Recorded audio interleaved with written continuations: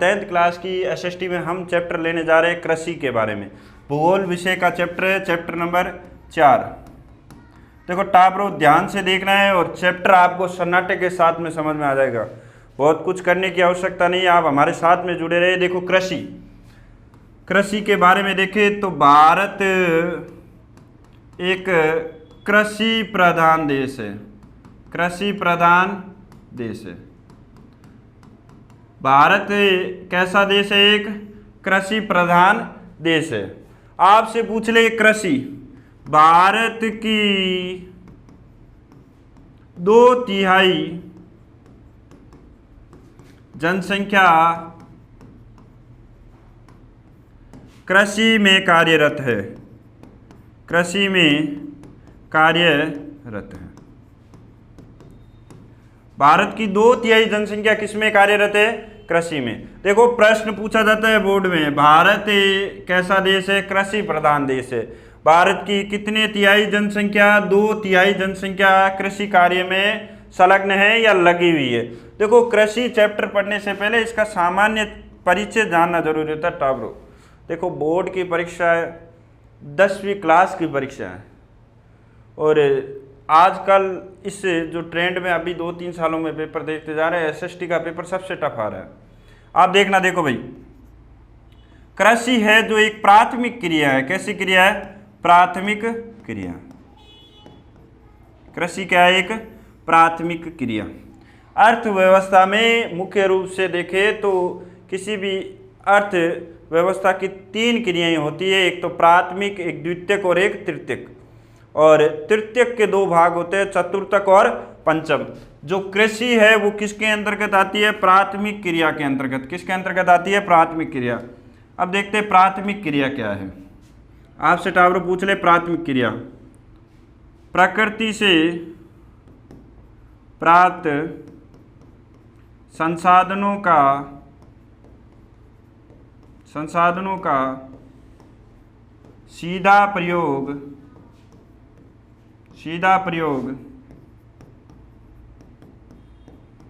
किया जाता है। प्रकृति से प्राप्त संसाधनों का सीधा प्रयोग किया जाता है, उसे क्या कहते हैं? प्राथमिक क्रिया कहते हैं। और कृषि एक क्या है? प्राथमिक क्रिया। आप देखना, कृषि से प्राप्त गेहूं को हम आटे के रूप में पीसकर सीधा प्रयोग करते हैं, एक प्राथमिक क्रिया है। आप देखना, खनन एक प्राथमिक क्रिया है। पशुपालन एक प्राथमिक क्रिया है, जैसे गाय का दूध निकाल कर हम सीधा काम में लेते हैं, यानी कि उसमें बहुत ज़्यादा चेंजेज करने की आवश्यकता नहीं है प्राथमिक क्रिया में। तो कृषि एक क्या है? प्राथमिक क्रिया है। पहला प्रश्न हमारा। दूसरा, भारत की 2/3 जनसंख्या किस कार्य में लगी हुई है? कृषि कार्य में। भारत एक कृषि प्रधान देश है। भारत की अर्थव्यवस्था कैसी है? कृषि प्रधान अर्थव्यवस्था। यहाँ हमारे 3 प्रश्न क्लियर होते जा रहे हैं। आगे देखो इस चैप्टर के बारे में। देखो भाई कृषि पढ़ रहे हैं तो सबसे पहले जाने, कृषि के बारे में पढ़ रहे हैं तो सबसे पहले जाने कृषि के प्रकार। किसके बारे में जान रहे हैं? कृषि के प्रकार। देखो भाई कृषि के प्रकार, कृषि के एनसीईआरटी के अंदर आपके कितने प्रकार दिए रखे? 4 प्रकार। कितने प्रकार दिए रखे हैं बच्चों? 4 प्रकार। पहला प्रकार, पहला है शुरुआत का है, क्या लिखेंगे? प्रारंभिक जीविका निर्वाह कृषि। प्रारंभिक जीविका निर्वाह कृषि पहलो है। तो प्रारंभिक जीविका का मतलब होता है जीवन को चलाने, जीविका सिर्फ जीने के लिए, निर्वाह यानी कि सिर्फ जीने के लिए, निर्वाह जीविका यानी कि जीने के लिए कृषि जो की जाती थी वो कौन सी थी? प्रारंभिक जीविका निर्वाह कृषि। देखो ऐसे तो ये पहले के टाइम में की जाती थी, पहले यानी कि शुरुआती टाइम में जब हम इतने विकसित नहीं थे। ये क्या थी? प्रारंभिक जीविका कृषि। देखो प्रारंभिक जीविका निर्वाह कृषि के बाद में दूसरी है गहन जीविका कृषि। कौन सी कृषि? गहन जीविका कृषि। देखो गहन जीविका कृषि के बाद में हम देखते हैं तो है अपने वाणिज्यिक कृषि। वाणिज्यिक कृषि। और वाणिज्यिक कृषि के बाद में हम बच्चों देखें तो हमारे पास में कृषि का प्रकार आता है, वाणिज्यिक कृषि का ही एक प्रकार आता है रोपण कृषि। कैसी कृषि बेटा? रोपण कृषि। देखो बच्चों टाबरो इतना ही ध्यान रखना है, कृषि के कितने प्रकार है। शुरुआत में रवाना होते हुए तो प्रारंभिक, फिर देखो शुरुआत में तो जमीन बहुत सारी थी लोगों के पास में, आज भी भारत के कुछ क्षेत्रों में प्रारंभिक जीविका निर्वाह कृषि की जाती है। अब सुनना, हम डिटेल से किसको पढ़ेंगे?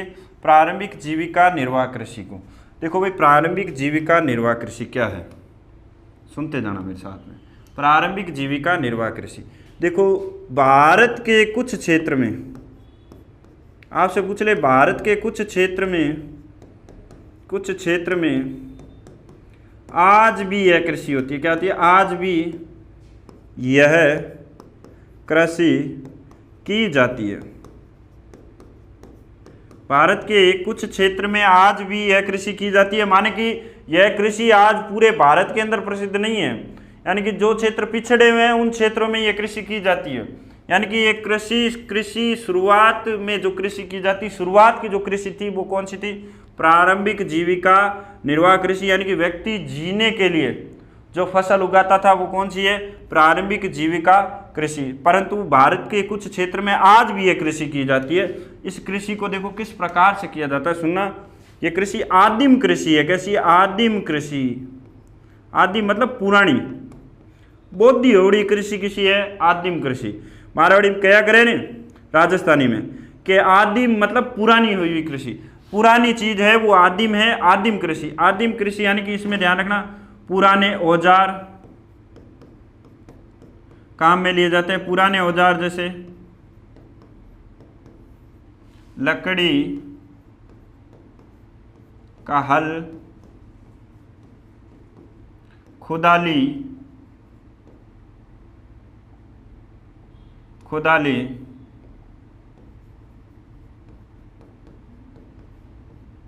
और बैल की सहायता से खेत जोता जाता है। बैल की सहायता से।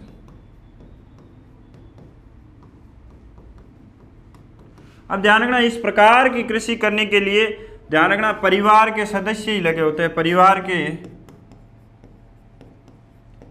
सदस्य काम करते हैं। परिवार के सदस्य काम करते हैं।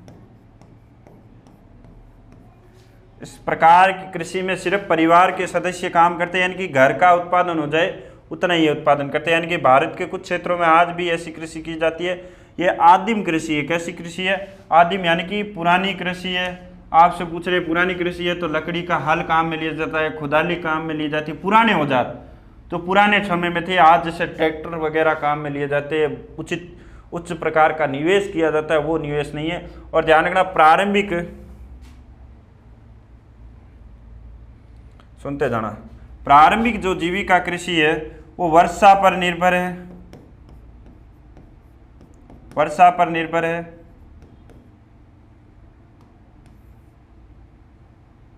वर्षा पर निर्भर, किस पर निर्भर है? वर्षा पर। यहां कोई सिंचाई के साधन नहीं लगाए जाते बेटा, ध्यान रखना।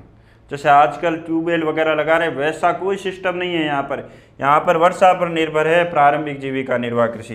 देखो सुनना, वर्षा पर निर्भर। और ध्यान रखना खेत का आकार क्या है? खेत के छोटे टुकड़े पर खेती।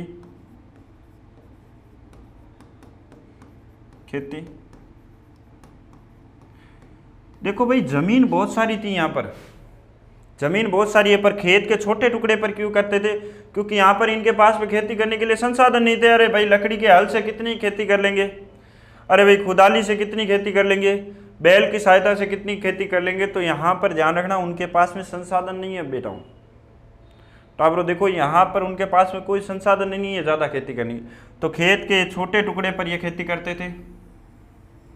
अब ये खेती करते थे तो सुनना, इस जो प्रारंभिक जीविका निर्वाह कृषि के अंदर ध्यान रखना, ये जमीन जो लेते थे ना उनका कोई प्रॉपर्टी या कोई, आज भी ध्यान रखना इस प्रकार की कृषि की जाती है, इसे कर्तन दहन कृषि भी कहा जाता है। कर्तन दहन कृषि, इसे क्या कहा जाता है? कर्तन दहन कृषि भी कहा जाता है। आपसे पूछ ले, कर्तन दहन कृषि भी कहा जाता है, इसे स्थानांतरित कृषि भी कहा जाता है। क्या कहा जाता है? स्थानांतरित कृषि भी। इसे क्या कहा जाता है? कर्तन दहन। कर्तन मतलब किसी जमीन के टुकड़े पर, कर्तन मतलब किसी, और दहन मतलब क्या है? किसी जमीन के टुकड़े पर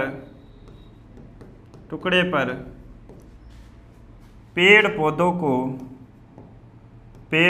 को काट कर या जलाकर यह कृषि की जाती है। पेड़ पौधों, कर्तन मतलब काटना, दहन मतलब जलाना। देखो मारवाड़ी में कर्तन मतलब काटना, दहन मतलब जलाना। कर्तन दहन कृषि भी कहते हैं। मन मर्जी पड़ी वहीं पर गए, पेड़ पौधों को काटा, जमीन को साफ किया और वहां पर खेती कर ली। 2-3 साल तक वो जमीन जब तक वो जमीन उपजाऊ है वहां पर वो खेती कर रहे हैं। और ध्यान रखना, जब वो जमीन काम की नहीं रहती उसे छोड़कर अगले टुकड़े की ओर बढ़ जाते हैं। तो इसलिए इस खेती को क्या कहते हैं? स्थानांतरित कृषि भी कहा जाता है। इस कृषि को क्या कहा जाता है? स्थानांतरित कृषि भी कहा जाता है। यानी कि कुछ समय काम में ले लिया, उसके बाद में उस टुकड़े को छोड़कर वो आगे बढ़ गए, तो इसलिए इसे स्थानांतरित कृषि भी कहते हैं। और वर्तमान में इस भारत में कर्तन दहन कृषि, जिसे क्या कहा जाता है? स्थानांतरित कृषि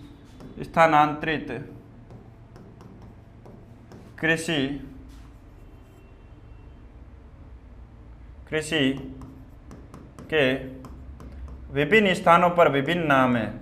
विभिन्न स्थानों पर विभिन्न नाम है। यानी कि कर्तन दहन कृषि या स्थानांतरित कृषि के विभिन्न स्थानों पर विभिन्न नाम है भारत में इनके। देखो भाई सुनना, इसको झूम कृषि कहा जाता है। क्या कहा जाता है? झूम कृषि। कर्तन दहन कृषि को झूम कृषि कहा जाता है। और झूम कृषि इसे कहते हैं उत्तर पूर्वी भारत में। कौन से भारत में? उत्तर पूर्वी भारत में। झूम कृषि इसे कहाँ कहा जाता है? उत्तर पूर्वी भारत में। और उत्तर पूर्वी भारत का भी कौन सा स्थान? असम, नागालैंड, मेघालय और मणिपुर।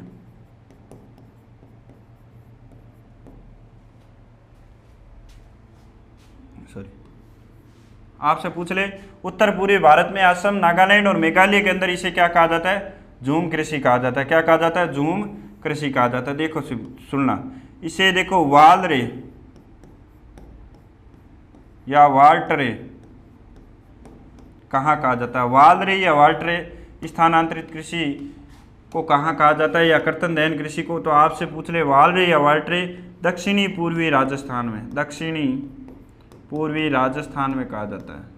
दक्षिणी पूर्वी राजस्थान में, दक्षिणी पूर्वी राजस्थान में क्या कहा जाता है? वालरे या वाल्टरे। आपसे पूछ ले, सुनना, वेबर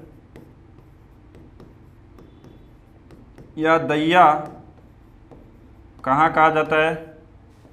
वेबर या दैया कहा जाता है मध्य प्रदेश में। कहाँ कहा जाता है? मध्य प्रदेश में। अब सुनना, पामलू, इसको पामलू कहा जाता है मणिपुर में।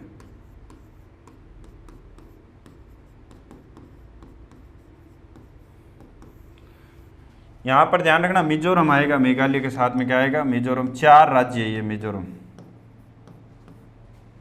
तो झूम कृषि से कहा जाता है उत्तर पूर्वी भारत में, वाल्ट्रे या वालरे इसे कहा जाता है दक्षिणी पूर्वी राजस्थान में, वेपर या दैया मध्य प्रदेश में कहा जाता है, पामलू मणिपुर में कहा जाता है।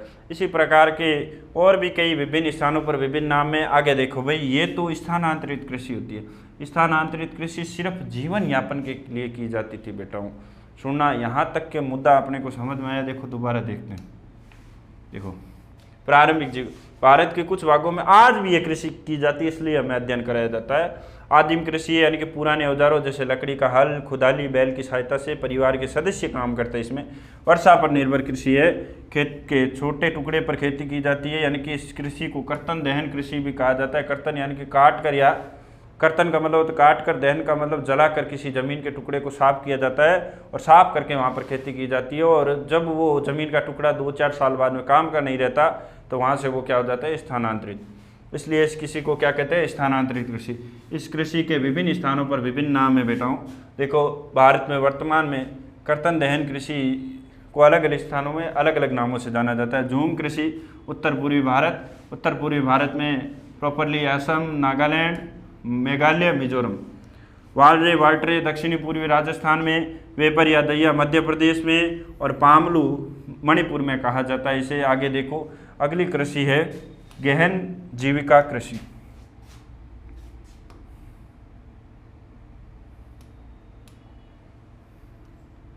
गहन जीविका कृषि। कौन सी कृषि, गहन जीविका कृषि। देखो बेटो, देखो इस कृषि को समझना है तो सुनना कि गहन जीविका कृषि उन क्षेत्रों में की जाती है जहां पर जनसंख्या ज़्यादा है। जनसंख्या क्या है, ज़्यादा, यानी कि पॉपुलेशन ज़्यादा है और उस क्षेत्र में जमीन या भूमि जिसे कहेंगे लैंड या एरिया क्या है, कम है। लैंड या एरिया क्या है, कम है। जनसंख्या तो क्या है, ज़्यादा है, और जमीन या भूमि क्या है, कम है। तो ध्यान रखना, गहन जीविका का मतलब होता है, सुनना क्या लिखेंगे, गहन जीविका कृषि। गहन जीविका कृषि उन क्षेत्रों में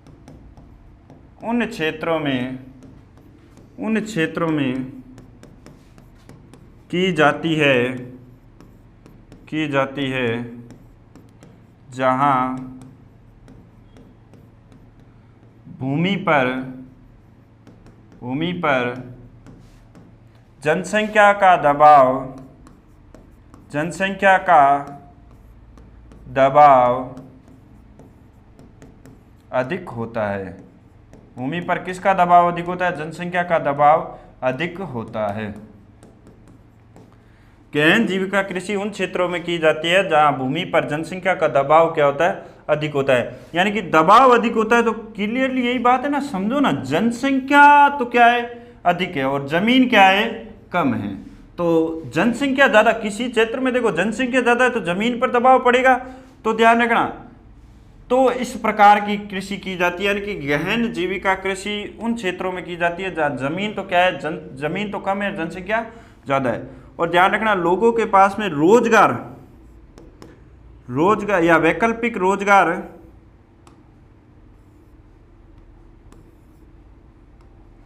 लोगों के पास में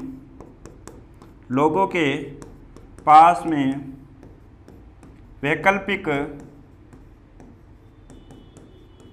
रोजगार न होने के कारण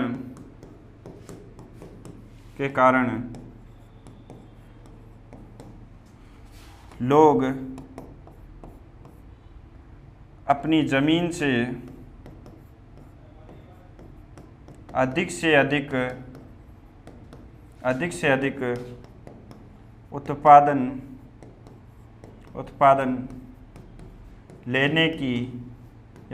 लेने की कोशिश करते हैं। गहन मतलब ज्यादा से ज्यादा, जितना हो सके उतना। जमीन थोड़ी है और लोगों के पास में भाई काम नहीं है, बेले है, लोग जमा एकदम खाली है। अब खाने के लिए तो कुछ कुछ, और पहले की तरह नहीं, आजकल खाने के अलावा और बहुत से फंक्शन काम होते हैं। पहले 2 टाइम के आटे से काम चल जाता था। तो ध्यान रखना, लोग वैकल्पिक रोजगार ना होने के कारण लोग अधिक से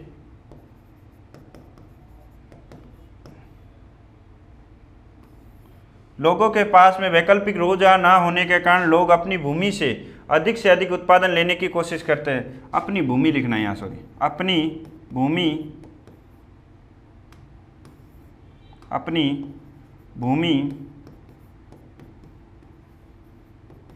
से अधिक उत्पादन लेने की कोशिश करते हैं भाई। अब देखो कोशिश कैसे करते हैं, सुनना। बीज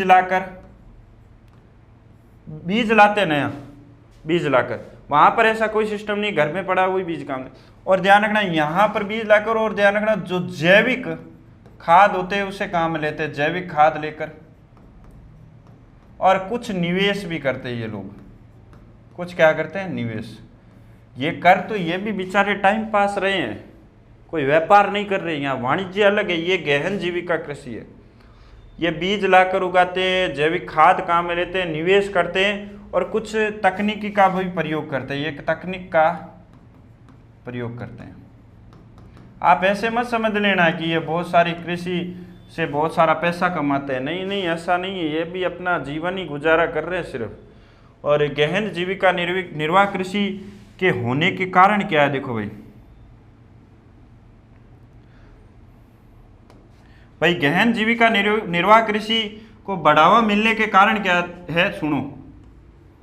गहन जीविका निर्वाह कृषि को बढ़ावा मिलने का पहला कारण सुन लेना, और पहला कारण, एकमात्र कारण है छोटी जोत। छोटी जोत का मतलब है खेतों का आकार छोटा, खेतों का आकार छोटा होना, खेतों का आकार छोटा होना। और खेतों का आकार छोटा कैसे हुआ, सुनते जाना। देखो भाई, खेतों का आकार, भू स्वामित्व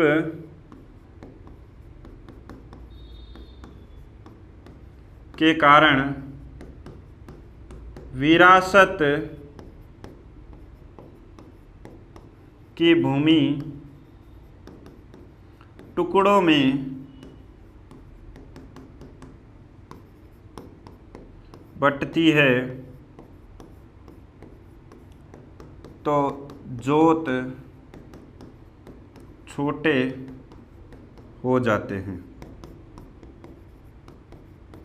सुनना, भू स्वामित्व के कारण विरासत की भूमि टुकड़ों में बंटती है तो जोत क्या हो जाते हैं, छोटे हो जाते हैं। अब मान लो, सुनना, इस लाइन को समझने के लिए थोड़ा देखो गहन जीविका कृषि के, क्योंकि व्यक्ति छोटी सी जमीन से ज़्यादा उत्पादन लेना चाह रहा है, तो क्यों लेना चाह रहा है, उसके बाद में और कोई खेत नहीं है क्या, और ज़्यादा ज़मीन नहीं है क्या। तो सुनना, देखो मान लो कि आज एक व्यक्ति है, एक्स पर्सन है कोई, जिसके पास में 100 बीघा ज़मीन है। एक्स पर्सन मतलब राजस्थान का कोई रामू है, अपनी ढाणी का कोई अपने खेत का रामू है या राम है। उस राम के पास में 100 बीघा जमीन है और राम के 4 पुत्र हुए। कितने पुत्र, 4 पुत्र। 4 पुत्र हुए तो आगे जाके 4 पुत्रों में जमीन 4 भागों में बटेगी ना, 25 25 25, है ना। अब देखो, इन 4 भाइयों के 5-5 पुत्र हो गए। मान लो किसी के 5 है, किसी के 2 है। हम जस्ट यहाँ पर उदाहरण ले रहे, तो हम कह रहे हैं 5-5 पुत्र हो गए। तो ये 5-5 पुत्रों की जमीन कितना बीघा में बंटी भाई, 5-5 बीघा में, 5-5 बीघा में बंटी। देखो भाई, राम जो है उसके पास में 100 बीघा जमीन थी, उसके पुत्रों को कितने बीघा आई, 25-25 बीघा। और अब ध्यान रखना, उनके पुत्रों को कितनी आ रही है, 5-5 बीघा। यानी कि राम के पोतों को 5-5 बीघा डिलीवर हो पा रही है, ध्यान रखना। अब देखो, अब ये मान लो कोई महेश है, राम का पुत्र एक महेश है, महेश के पुत्र सोहन के पास में 5 बीघा जमीन आई है, और सोहन के मान लो 5 ही पुत्र है, तो उनके पास में कितने कितने बीघा खेत है, एक एक, ऐसे करते करते टुकड़ों में ज़मीन टूट जाती है। अब देखो मान लो राम के पास में 100 बीघा ज़मीन थी, राम के 4 पुत्र हुए, 4 पुत्रों में एक कौन था भाई, महेश। महेश के पास में 25 बीघा आई, एक सुरेश होगा, एक रमेश होगा, एक कोई और होगा, ऐसे करके चारों के पास में 25-25 बीघा आ गई।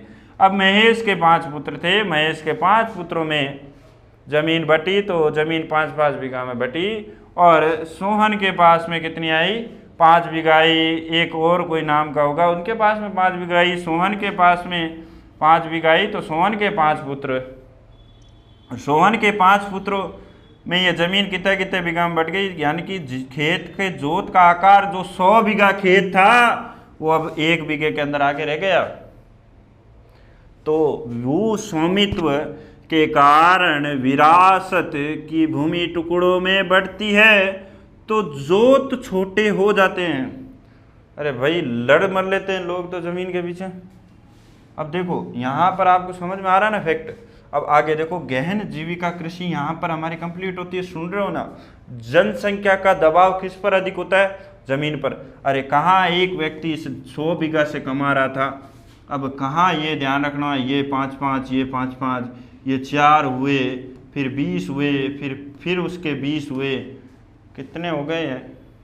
अब करीब करीब इस 100 बीघा ज़मीन से 50 से 60 व्यक्ति कमा रहे, तो दबाव तो बढ़ेगा ना बेटा। समझ में आ रहा है ना लॉजिक। समझने की ये बात है कि पहले थोड़ा था अब घणो हो गयो। मारवाड़ी में कहते हैं ना, पहले थोड़ो हो अब घणो हो गयो। समय के साथ में चीज़ें बढ़ती है। आगे देखो, गहन जीविका कृषि के बाद में देखें वाणिज्यिक कृषि।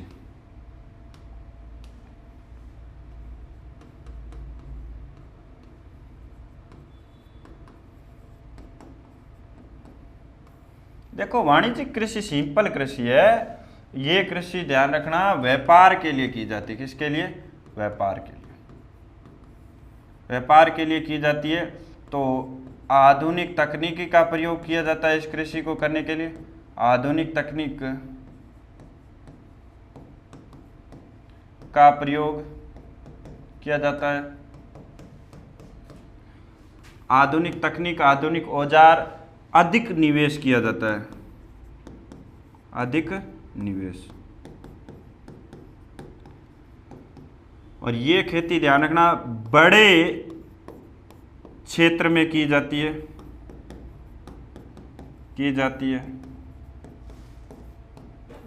और ये ध्यान रखना खेती लाभ कमाने के लिए की जाती है, लाभ कमाने के लिए।